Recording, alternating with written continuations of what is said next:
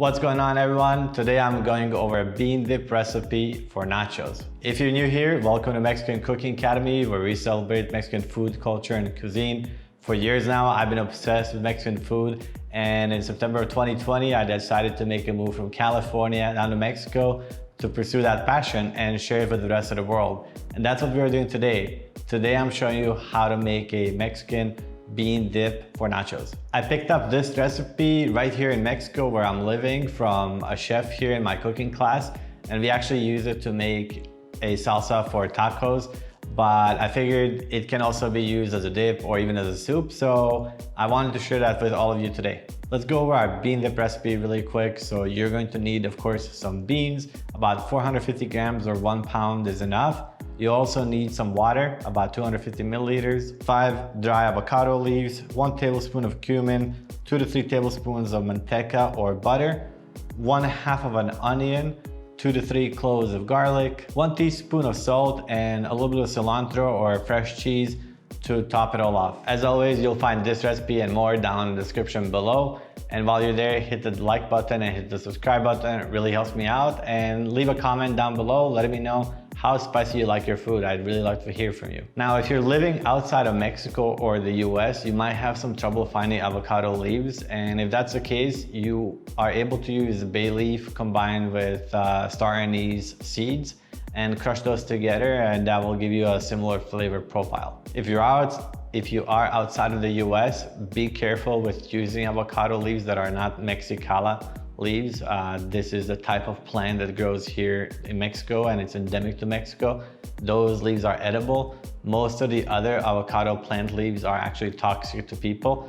So make sure you're getting proper avocado leaves that are dried and that are made for human consumption. If you live in the US or Mexico, that's not going to be a problem for you.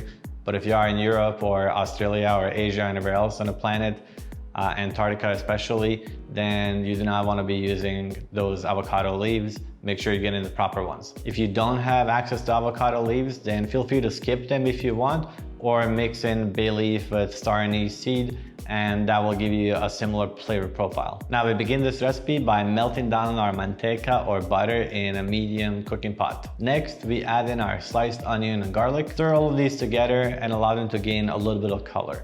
Once they've added some color to them, then add in your avocado leaves.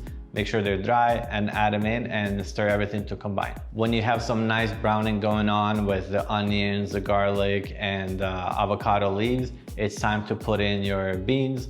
Here I'm using pinto beans that are refried. You can use any kind of cooked beans. It can be black bean or any other color bean.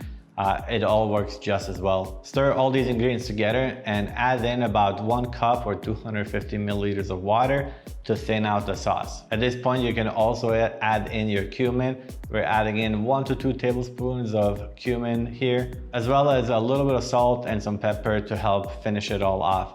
If your beans already have salt in them, especially if they're canned beans, then feel free to skip the salt or add very little salt. Allow this whole mixture to cook for just about a minute or two to allow all the seasonings and spices to bloom, and you're ready to transfer it into a blender or a food processor to blend all the ingredients together. Now, to wrap this all up, you want to strain everything to get rid of those avocado leaves that are not edible and anything else your food processor maybe didn't get to pulverize completely. So we want to get all those all that crud out of there, and we just want to be left over with a really silky smooth bean salsa. Once it's all ready, you're gonna have this luscious, creamy bean salsa that you can use as a bean dip for your nachos. You can use it as a base for a really nice bean soup, or as a topping on tacos even. So this is a really nice, versatile bean salsa that you can use. Finally, I topped off this whole thing with a little bit of fresh cheese. I'm using Panela here,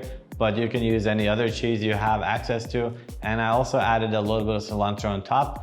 I ended up actually eating this whole dip in one batch as a soup itself, but as I said, you can very well use it as a dip.